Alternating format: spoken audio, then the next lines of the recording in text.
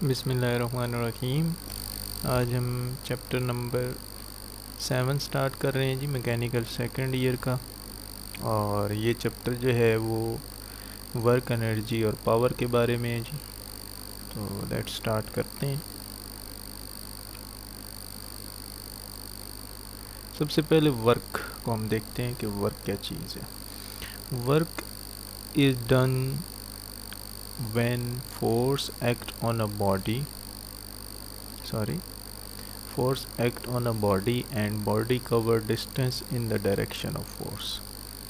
Work done उस वक्त होता है जब किसी जिस्म पे फोर्स लगती है और वो बॉडी फोर्स की सिमत में कुछ फासला कवर करती है।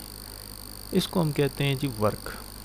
तो यहाँ पे एक चीज़ को समझना बहुत ही ज़रूरी है कि जिस सिमत में फोर्स लगे उसी सिमत में बॉडी का डिस्टेंस भी कवर होना चाहिए। अगर ऐसा हो जाए कि फोर्स तो आगे की सिमत में लग रही है लेकिन बॉडी में पैदा होने वाला जो डिस्प्लेसमेंट है या बॉडी जो डिस्टेंस कवर कर रही है वो किसी और डायरेक्शन में कवर होना शुरू हो जाए तो वर्क नहीं कहलाएगा। अकॉर्डिंग टू फिज़िक्स वर्क सिर्फ उसी सूरत में होगा जब आप जिस सिमत में फोर्स लगा रहे हैं उसी सिमत में डिस्टेंस या डिस्प्लेसमेंट भी कवर करवाएं। लेट्स सपोज ये नीचे आप डायग्राम देख रहे हैं जी, और इस डायग्राम में एक बच्चा जो है वो छकड़े के अंदर बैठा हुआ है और एक शख्स जो है वो उसको खींच रहा है। अब फोर्स आगे की सिमत में लग रही है और जबकि ये जो छकड़ा सा है ये भी आगे की ही सिमत में डिस्टेंस कवर कर रहा है। तो जिस सिमत में फोर्स लग रही है उसी सिमत में वो डिस्टेंस भी कवर कर रहा है, तो हम कहेंगे कि ये वर्क डन हुआ है। यहाँ पे इसका फार्मूला होता है जी W=F.D। यहाँ पे फोर्स और डिस्प्लेसमेंट दोनों वेक्टर क्वांटिटीज़ हैं और वर्क जो है वो एक स्केलर क्वांटिटी है, क्योंकि डॉट प्रोडक्ट अगर दो क्वांटिटीज़ में आ जाए तो उनका जो हमारे पास रिजल्टेंट चीज़ बनती है वो हमारे पास बनती है जी स्केलर बनती है। Dot product of two vector is called scalar. तो हमारे पास जो वर्क है वो एक स्केलर क्वांटिटी है, इसकी कोई सिमत नहीं होती, इसकी जस्ट हमारे पास मैग्नीट्यूड ही होती है। इसको अगर हम डॉट प्रोडक्ट को हटाएंगे तो ये बन जाएगा F_D cos थीटा। ये एक स्केलर क्वांटिटी है और इसको अगर हम यूनिट देखें तो फोर्स का यूनिट हमारे पास न्यूटन होता है जी, ठीक है। और फोर्स का आपको पता है कि यूनिट हमारे पास न्यूटन है और डिस्प्लेसमेंट का जो यूनिट है वो मीटर होता है। तो इसका जो टोटल यूनिट बन जाएगा वो न्यूटन मीटर बन जाएगा। नेक्स्ट हमारे पास ये है कि जो वर्क है वो 3 वैल्यूज़ पे डिपेंड करता है। It depend on force, displacement and direction of force, the angle between force and displacement. सबसे पहली चीज़ इस पे जो वर्क है वो डिपेंड करता है वो फोर्स है। जितनी ज़्यादा फोर्स लगेगी उतना ही ज़्यादा उसके अंदर वर्क पैदा होगा और जितनी कम फोर्स लगेगी उतना ही वर्क डन होगा। दूसरी चीज़ डिस्प्लेसमेंट है कि अगर फोर्स की सिमत में डिस्प्लेसमेंट कवर हो रहा है तो वर्क मैक्सिमम होगा, और यानी कि फोर्स और डिस्प्लेसमेंट जो है वो एक ही सिमत में होने चाहिए। अगर इनके दरमियान जो एंगल है वो भी सिफर होना चाहिए। तो फोर्स की सिमत में डिस्प्लेसमेंट भी कवर हो, ज़्यादा डिस्प्लेसमेंट कवर होगा तो इसका मतलब है वर्क डन भी ज़्यादा हो रहा है, कम डिस्प्लेसमेंट कवर होगा तो वर्क डन भी कम हो रहा है। तीसरी जो अहम सबसे अहम चीज़ है वो हमारे पास एंगल है। एंगल किसके दरमियान में? ये एंगल फोर्स, ये फोर्स है और डिस्प्लेसमेंट। तो फोर्स और डिस्प्लेसमेंट के दरमियान ये एंगल होता है हमारे पास। तो ये एंगल जितना ज़ीरो के करीब तर होता जाएगा उतना ही वर्क डन ज़्यादा होता जाएगा। यहाँ पे एंगल 30 डिग्री का है, अगर मज़ीद थोड़ा सा एंगल बढ़ा देंगे 45 का तो उसको ज़रा ज़्यादा फोर्स लगानी पड़ेगी, मतलब वर्क डन जो है वो कम हो जाएगा हमारे पास। तो जितना ज़्यादा एंगल ये कम होता जाएगा यानी ज़ीरो को अप्रोच करेगा उतना ही ये वर्क डन। अब यहाँ पे अगर हम थीटा की वैल्यू 90 पुट कर देते हैं इस फार्मूले में, और थीटा की वैल्यू 90 पुट करने से क्या होगा, cos 90 की वैल्यू तो ज़ीरो हो जाएगी। तो ये ज़ीरो वैल्यू इस सारी चीज़ को ज़ीरो कर देगी तो वर्क डन ज़ीरो हो जाएगा। तो इसका मतलब ये हुआ कि अगर फोर्स और डिस्प्लेसमेंट के दरमियान में एंगल 90 डिग्री का हो जाएगा, यानी फोर्स इस सिमत में लगना शुरू हो जाए और डिस्प्लेसमेंट आगे की सिमत में हो, तो उस सूरत में जो वर्क डन होगा वो सिफर होगा। अगर हम यहाँ पे थीटा की वैल्यू ज़ीरो पुट कर देते हैं तो कॉस ज़ीरो जो होगा वो 1 होगा, तो W बराबर होगा FD, यानी मैक्सिमम वर्क डन होगा। जब फोर्स और डिस्प्लेसमेंट के दरमियान में एंगल अगर 0 डिग्री का होगा या 180 डिग्री का होगा, तो उस सूरत में क्या होगा, मैक्सिमम वर्क डन होगा। तो ये तीन क्वांटिटीज़ हैं जिस पे वर्क डन जो है वो एक्ट करता है, वर्क डन जो है वो डिपेंड करता है, फोर्स, डिस्प्लेसमेंट और angle between force and displacement. ये है वर्क का थोड़ा कॉन्सेप्ट, तो इसको हम थोड़ा सा रिवाइज कर लेते हैं जी। वर्क डन क्या है? वर्क डन फोर्स की वजह से अगर कोई भी बॉडी फोर्स की सिमत में कुछ डिस्टेंस कवर करती है तो उसे हम वर्क कहते हैं जी। Work done when force act on a body and body cover distance in the direction of force. इसका फार्मूला मैंने आपको बताया, W=F.D, डॉट प्रोडक्ट हटाएंगे तो ये FD cos थीटा बन जाएगा। इसका यूनिट अगर देखें तो F फोर्स का यूनिट न्यूटन, डिस्प्लेसमेंट का मीटर होता है, टोटल यूनिट इसका न्यूटन मीटर बन जाएगा हमारे पास। ये तीन क्वांटिटीज़ पे डिपेंड करता है जी वर्क। सबसे पहली क्वांटिटी फोर्स है, फोर्स ज़्यादा होगी तो वर्क डन ज़्यादा होगा। दूसरी चीज़ डिस्टेंस या डिस्प्लेसमेंट है फोर्स की सिमत में, जितना ज़्यादा डिस्प्लेसमेंट वो कवर करेगा, डिस्टेंस कवर करेगा फोर्स की सिमत में, उतना ही ज़्यादा वर्क होगा जी। और तीसरी सबसे अहम चीज़ एंगल है फोर्स और डिस्प्लेसमेंट के दरमियान में। फोर्स और डिस्प्लेसमेंट के दरमियान में अगर एंगल जो है वो ज़ीरो को अप्रोच करेगा या कम होता जाएगा तो उस सूरत में वर्क डन ज़्यादा होता जाएगा। तो ये है वर्क का कॉन्सेप्ट। नेक्स्ट है हमारे पास यूनिट्स। हम देखते हैं वर्क के कुछ यूनिट्स हैं, पेपर में आ जाते हैं अक्सर इनकी डेफिनेशन। तो सबसे पहला यूनिट है, सबसे इम्पॉर्टेंट, जाउल क्या होता है। अगर आप हमने फोर्स का जो वर्क का जो फार्मूला पढ़ा हुआ है ना, वो हमने पढ़ा हुआ है वर्क बराबर है F डॉट, ठीक है, F डॉट डी, ये फार्मूला हमने पढ़ा है। तो अगर फोर्स न्यूटन में हो और डिस्प्लेसमेंट मीटर में हो, if the force applied on a body is 1 newton and distance covered in the direction of force is 1 metre. अगर किसी जिस्म पर 1 न्यूटन फोर्स अमल करे और उस फोर्स की वजह से जिस्म उस फोर्स 1 न्यूटन फोर्स की वजह से 1 मीटर का फासला तय करे, तो जो वर्क होगा वो 1 जाउल होगा जी, ठीक है। तो ये जाउल की डेफिनेशन हो जाएगी कि अगर किसी जिस्म पे एक जो है वो न्यूटन फोर्स अमल कर रही है और वो बॉडी उसी 1 न्यूटन फोर्स की ही सिमत में 1 मीटर का फासला कवर कर रही है, तो जो वर्क होगा 1 जाउल होगा। तो ये 1 जाउल बराबर है 1 न्यूटन फोर्स है इंटू 1 मीटर डिस्टेंस है फोर्स की सिमत में। तो ये टोटल जो चीज़ हमारे पास बन जाएगी 1 जाउल। नेक्स्ट है जी फुट पाउंड, दूसरा इसका यूनिट है। तो ये FPS सिस्टम में असल में यूनिट है वर्क का। तो हमने मुख्तलिफ सिस्टम और यूनिट फर्स्ट ईयर में पढ़े थे, जिसमें FPS सिस्टम में जो वर्क का यूनिट है वो हमारे पास फुट पाउंड है। फुट पाउंड क्या है जी? अगर आप किसी जिस्म पे 1 पाउंड फोर्स लगाते हैं, if the force applied on a body is 1 pound, और जिस्म जो है वो उस फोर्स की 1 पाउंड फोर्स की ही सिमत में 1 फुट का फासला कवर करता है, तो जो हमारे पास वर्क होगा वो 1 फुट पाउंड होगा। If the force applied on a body is 1 pound and the distance covered in the direction of force is 1 foot, then the work would be 1 foot pound। तो ये इसका फार्मूला हो जाएगा जी। तीसरा सबसे अहम यूनिट है इसका अर्ग है, ERG इसको पढ़ते हैं। ये एनर्जी नहीं है, ये अर्ग है, यूनिट है वर्क का, ठीक है। इसको मिक्स नहीं कर देना आपने एनर्जी के साथ। तो अर्ग क्या है? अगर एक बॉडी के ऊपर एक डाइन फोर्स अमल करे, डाइन भी जो है वो फोर्स का यूनिट है हमारे पास।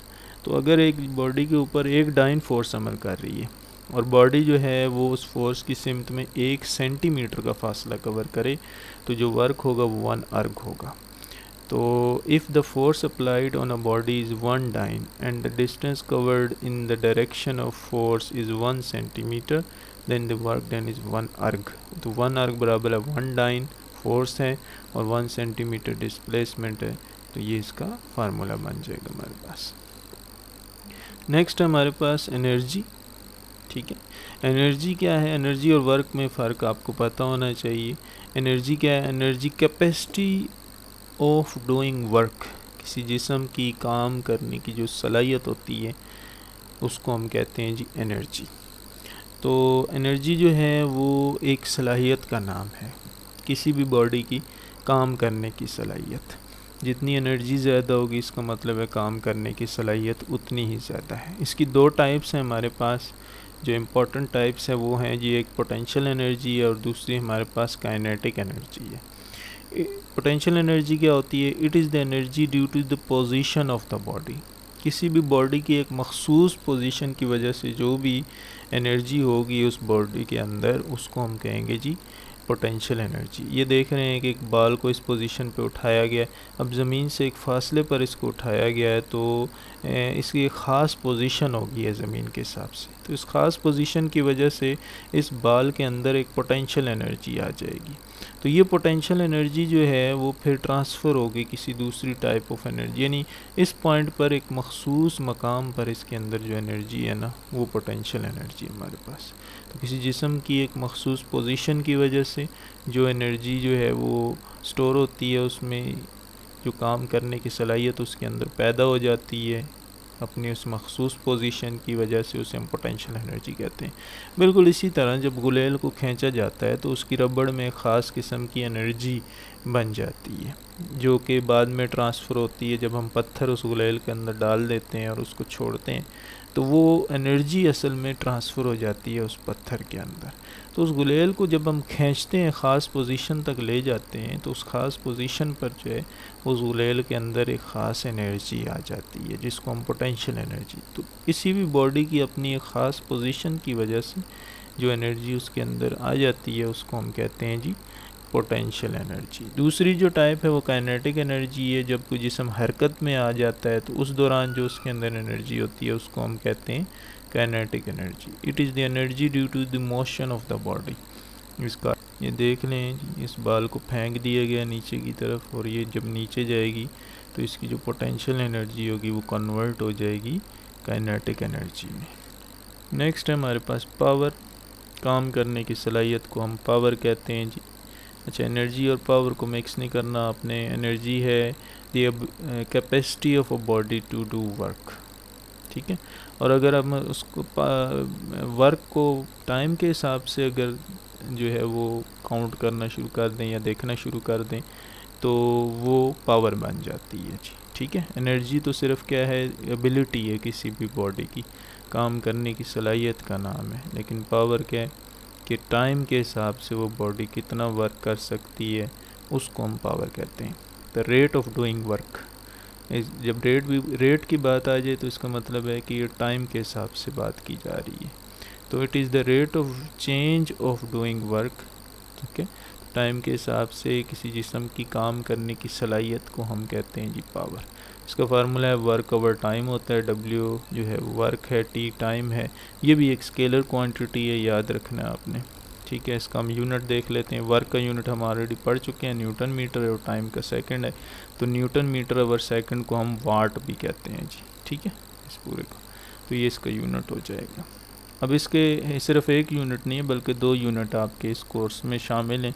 तो सबसे पहला यूनिट तो वाट है जो हम ऑलरेडी पढ़ चुके हैं, उसको हम देख लेते हैं। अगर किसी जिस्म पे एक newton, if force acting on a body is 1 newton and distance covered is 1 metre in 1 second. अच्छा, अगर किसी जिस्म पर एक, अब ये फार्मूला आप देखें ज़रा, ठीक है। अब अगर किसी जिस्म पर 1 न्यूटन फोर्स अमल करे और वो डिस्टेंस जो कवर करे इस फोर्स की सिमत में वो भी 1 मीटर का हो 1 सेकंड के लिए, तो वो जो पावर होगी वो 1 वाट होगी। यानी अगर किसी जिस्म पे आप फोर्स लगा रहे हैं, फोर्स की वजह से उसके अंदर वर्क हो रहा है। आप फोर्स अगर 1 न्यूटन लगा रहे हैं और वो जो फोर्स की सिमत में डिस्टेंस कवर कर रही है बॉडी वो 1 मीटर है, तो वो टाइम जो है वो आपके पास 1 सेकंड है, तो उस वक्त जो टोटल पावर होगी वो 1 वाट होगी। तो 1 वाट बराबर है 1 न्यूटन मीटर आवर सेकंड, ये इसका फार्मूला हो जाएगी। हॉर्स पावर को आपने जस्ट याद रखना, ये FPS सिस्टम में पावर का यूनिट है हॉर्स पावर, ठीक है। तो 1 हॉर्स पावर जो होती है वो 746 वाट होती है, ठीक है। ये क्वांटिटी, इसको आपने याद रखना है। तो ये 2 यूनिट है हमारे पास, एक वाट है और दूसरा हॉर्स पावर है। हॉर्स पावर बड़ा यूनिट है, याद रखना है आपने, जबकि जो वाट है वो एक छोटा यूनिट है हमारे पास। नेक्स्ट है हमारे पास वर्क एनर्जी रिलेशनशिप है, कि वर्क और एनर्जी का आपस में क्या रिलेशनशिप है, क्या ताल्लुक है आपस में, उसको हम ज़रा देख लेते हैं। The work done by the force on a body is equal to change in kinetic energy of the body. यानी किसी भी जिस्म पर अगर आप काम करते हैं तो वो किया गया काम उस बॉडी के अंदर एनर्जी में चेंज लेके आते हैं। वो एनर्जी पोटेंशियल एनर्जी की सूरत में भी हो सकती है और काइनेटिक एनर्जी में सूरत। तो work done on a body is equal to change in energy. Change in kinetic energy भी कह सकते हैं, चेंज इन पोटेंशियल एनर्जी भी कह सकते हैं। ये असल में कुछ इस तरीके से इसको याद रख लें कि जब भी आप किसी भी बॉडी पे वर्क करते हैं ना, तो वर्क जो आप करते हैं वो उस बॉडी की एनर्जी में चेंज ले आता है, ठीक है। मिसाल के तौर पर आप किसी बाल को ज़मीन से उठा के ख़ास हाइट पे ले जाते हैं, तो पहले ज़मीन पर जो थी, जब वो बाल थी तो उसकी पोटेंशियल एनर्जी 0 थी। लेकिन जब आप उसको उठाकर जो है वो ख़ास हाइट पर ले गए हैं, तो क्या हुआ है कि उसकी पोटेंशियल एनर्जी ज़्यादा हो गई है। तो आपने वर्क किया जिसकी वजह से उसकी पोटेंशियल एनर्जी में चेंज आ गए। तो इसका मतलब ये हुआ कि जब किसी भी बॉडी पे वर्क किया जाता है तो वो उस बॉडी की एनर्जी में चेंज ले आता है। तो यही है वर्क एनर्जी रिलेशनशिप है जी। The work done by the force on a body is equal to change in kinetic energy of the body, ठीक है। तो W बराबर है हाफ mv/f²। ये फाइनल काइनेटिक एनर्जी है। असल में काइनेटिक एनर्जी का हमने फार्मूला पढ़ा था कि हमारे पास 2 फार्मूले थे। हमारे पास काइनेटिक एनर्जी की जो फार्मूला होता है जी वो कुछ इस तरीके से होता है। काइनेटिक एनर्जी बराबर होती है, आपने 9th के अंदर ये पढ़ा होगा, बराबर होती है हाफ mv², ठीक है। Half mv²। यहाँ पे m मैस है और v वेलोसिटी है और ये उसके ऊपर स्क्वायर है। तो ये काइनेटिक एनर्जी का फार्मूला है। जबकि पोटेंशियल एनर्जी का जो फार्मूला आपने पढ़ा हुआ है वो कुछ यूँ पढ़ा हुआ है कि पोटेंशियल एनर्जी बराबर होती है जी हमारे पास, ठीक है, वो mgh होती है, ठीक है, mgh।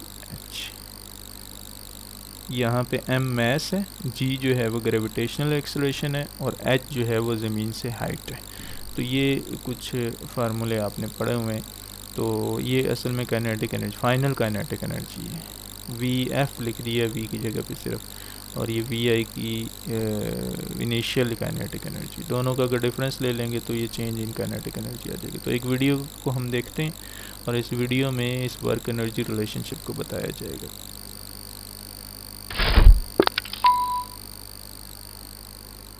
Work energy relationship. A body possessing energy is only capable of doing work. For example, if a person is hungry, he does not have much energy, so he cannot do much work. But after taking यहाँ पे बताया गया है कि एक शख्स जो है वो अगर भूखा है तो उसके जिस्म में एनर्जी नहीं है। एनर्जी नहीं है क्या मतलब है कि वो कोई वर्क नहीं कर सकता, वो कोई काम सही तरीके से नहीं कर सकता क्योंकि उसके जिस्म में एनर्जी नहीं है। food, the person gets energy and hence he can do a lot of work. From this, लेकिन जब वो खा लेता है कुछ तो क्या होता है, उसके जिस्म में एनर्जी आ जाती है और उस एनर्जी की वजह से वो कोई भी किसी भी किस्म का काम कर सकता है। we can conclude that if a body does not have energy, it cannot do any work. इसका मतलब ये हुआ कि अगर किसी जिस्म के पास एनर्जी नहीं है तो वो वर्क डन नहीं कर सकता। A body possessing greater energy is capable of doing greater work. जिस भी बॉडी के अंदर ज़्यादा एनर्जी होगी वो ज़्यादा काम कर सकता है। Whenever work is done by a body, an equal amount of its energy is used up. When a football player hits the ball, he does work, which is converted into kinetic energy. तो जब एक football player जो है वो hit करता है ball को, तो उससे क्या होता है कि वर्क जो है वो चेंज हो जाता है काइनेटिक एनर्जी के अंदर। When you climb up the steps of the slide, you are gaining potential energy. At the top of the steps, you are full of potential energy. When you जब सीढ़ियाँ चढ़ के ख़ास साइड पे पहुँचा जाता है तो आपने वर्क किया और उस वर्क की वजह से आपकी पोटेंशियल एनर्जी जब इस मकाम पे पहुँचेंगे तो ज़्यादा हो जाएगी। slide down, you turn your potential energy into kinetic energy. When energy is spent, work is always done, and the converse is equally true. In fact, work done on a body is equal to the change in energy of the body. तो जब इससे ये example से ये चीज़ साबित हो रही है कि जब भी किसी भी जिस्म पे वर्क किया जाता है तो उस बॉडी की एनर्जी में चेंज आ जाता है। Suppose a body of mass m is moving with velocity u along a straight path. Now, some force F acts on the body to change its velocity to v, enabling it to cover some distance. पहले जो ball आ रही थी वो हल्की velocity के साथ आ रही थी, आहिस्ता वेलोसिटी से आ रही थी, और जब उसके ऊपर आगे की तरफ फोर्स लगा दी गई तो उस फोर्स की वजह से उसकी स्पीड में इजाफा हो गया। तो इसका मतलब ये है कि आपने जो फोर्स लगाई है उस फोर्स की वजह से उस व्हील के ऊपर वर्क डन हुआ है, और उस वर्क डन की वजह से पहले काइनेटिक एनर्जी इस व्हील की कम थी या इस बॉडी की कम थी। फोर्स लगाने से क्या हुआ कि वर्क डन किया आपने, और वर्क डन की वजह से इसकी काइनेटिक एनर्जी बढ़ गई। S. Work done equals final kinetic energy minus initial kinetic energy, or F multiplied by S equals 1 by 2 mv ये square नीचे उसने minus 1 by 2 फार्मूला लिख दिया है जी, आप देख सकते हैं, ठीक है। और इस फार्मूले में भी उसने यही लिखा है F मल्टीप्लाई बाय S, मतलब ये वो वर्क है जो आपने किया F into S is equal to final kinetic energy minus initial kinetic energy, ये नीचे जो फार्मूला लिखा हुआ है, ठीक है। तो इससे ये चीज़ ज़ाहिर हो रही है कि जब भी किसी भी जिस्म में वर्क डन किया जाता है तो उसकी एनर्जी में चेंज आ जाता है। नेक्स्ट है जी बड़ा इम्पोर्टेंट टॉपिक है जो कि IHP और BHP के बारे में। IHP stand for indicated horse power and BHP stand for brake horse power. Indicated horse power क्या है? गाड़ी का जो भी इंजन होता है ना उसके अंदर सिलेंडर्स होते हैं, मतलब ये CNG सिलेंडर नहीं, ये वो सिलेंडर जो कि गाड़ी के अंदर एनर्जी जनरेट करते हैं। इन सिलेंडर्स में क्या होता है जी, क्या मैकेनिज़्म होता है, इसको हम बाद में डिस्कस करेंगे। लेकिन 2 स्ट्रोक इंजन है तो उसके अंदर सिलेंडर्स की तादाद कम होगी, 4 स्ट्रोक हैं तो उसमें ज़्यादा होगी। बहरहाल आसानी से समझने के लिए कि वो पोर्शन, वो हिस्सा जहाँ पे गाड़ी की जो पावर है वो जनरेट होती है, उस हिस्से को हम सिलेंडर कह सकते हैं, क्योंकि वहाँ पे क्या होता है, इग्निशन होती है, और इग्निशन होने के साथ साथ वहाँ पे जो है वो फ्यूल जलता है, और उस जलने की वजह से क्या होता है कि एनर्जी जनरेट होती है। तो टोटल जो एनर्जी इंजन के अंदर जनरेट होती है वो एनर्जी टोटल हम इस्तेमाल नहीं कर सकते, ठीक है। उसकी कुछ ज़्यादातर जो अमाउंट होती है वो गाड़ी के अंदर जो है वो गाड़ी के इंजन में ही, गरारियों को घुमाने में या जो इंजन है उसको स्टार्ट रखने में या उसकी वर्किंग में, उसके गियर्स को आपस में हरकत देने में ज़ाया हो जाती है। यानी टोटल की टोटल पावर जो भी इंजन में बन रही होती है ना उसको हम इस्तेमाल नहीं कर सकते। अगर हम टोटल पावर की बात करते हैं जो कि गाड़ी के सिलेंडर्स में बनती है, उसको हम कहते हैं जी indicated horse power. The original horsepower in the cylinder of engine is called indicated horse power, तो उसको हम इंडिकेटेड हार्स पावर कहते हैं जी, ठीक है। यानी उन सिलेंडर्स में जो टोटल जो है वो एनर्जी बनती है उसको हम इंडिकेटेड हार्स पावर कहते हैं। तो स्टूडेंट ये सोच रहे होंगे कि क्या सिलेंडर्स की बात कर रहे हैं, तो यहाँ पे देखें ज़रा इस वीडियो में। ये आप देख रहे हैं कि इसके मुख्तलिफ़ हिस्से हैं इंजन के अंदर। जो गाड़ी का इंजन होता है उसके सबसे पहले ये क्रैंक शाफ्ट है जी, ठीक है। और ये क्या करता है कि वाइब्रेटरी मोशन को रोटेटरी मोशन में चेंज करता है। इसके ऊपर ये पिस्टन लगे होते हैं जी, ठीक है। ये पिस्टन है और ये पिस्टन रॉड्स हैं। ये पिस्टन ऊपर नीचे हरकत करते हैं जी। और इसके ऊपर ये वाल्व होते हैं। ये वाल्व क्या करते हैं, कंट्रोल करते हैं एयर को और फ्यूल को और इसके अलावा स्पार्क को। इसके ऊपर ये हिस्सा लगा होता है जो कि इनकी हरकत को कंट्रोल करता है। और ये सारा बेल्ट के साथ ये पूरा सिस्टम लगा होता है जी। हमारा असल मकसद जो है ना वो ये अंदर वाला जो हिस्सा है इसको डिस्कस करने का था। ये आप देख रहे हैं, ठीक है। जब एक कंबस्शन होती है, धमाका सा होता है, पिस्टन ऊपर नीचे हरकत करते हैं, तो इंजन के अंदर टोटल ये जो पावर बनती है ना, ये हम टोटल इस्तेमाल नहीं कर सकते। तो टोटल जो ओरिजिनल हॉर्स पावर बन रही है गाड़ी के सिलेंडर्स में, इंजन के सिलेंडर्स में, उसको हम कहते हैं इंडिकेटेड हॉर्स पावर। अब ब्रेक हॉर्स पावर क्या है? द यूज़फुल पावर, वो यूज़फुल पावर जो हम अपना इस्तेमाल में ला रहे हैं, गाड़ी को चलाने में, उसको भगाने में जो हम इस्तेमाल में ला रहे हैं, वो असल में ब्रेक हॉर्स पावर है। The useful power of engine is called break horse power. अच्छा, ब्रेक हॉर्स पावर अगर निकालना हो तो उसके लिए क्या फार्मूला होता है जी? उसके लिए फार्मूला होता है brake horse power is equal to indicated horse power, जो कि ओरिजिनल हॉर्स पावर या ओरिजिनल पावर होती है इंजन की, उसमें से अगर लॉसेस को माइनस कर देंगे तो हमारे पास ब्रेक हॉर्स पावर आ जाएगी। तो ये हमारे पास ब्रेक हॉर्स पावर का फार्मूला है। नेक्स्ट है जी हमारे पास एफिशिएंसी। एफिशिएंसी क्या है? The ratio between break horse power and indicated horse power is called efficiency. Efficiency क्या है? अगर आप ब्रेक हॉर्स पावर और इंडिकेटेड हॉर्स पावर की रेशो ले लेंगे तो ये हमारे पास एफिशिएंसी बन जाएगी, ठीक है। तो ये इसका फार्मूला है, ईटा से इसको रिप्रेजेंट करते हैं जी, ईटा। और इसको लिखते वैसे इसी तरीके से हैं लेकिन इसको पढ़ते हैं ईटा, ठीक है। तो ईटा बराबर है, जिसको एफिशिएंसी भी कहते हैं, ब्रेक हॉर्स पावर और इंडिकेटेड हॉर्स पावर इनटू 100।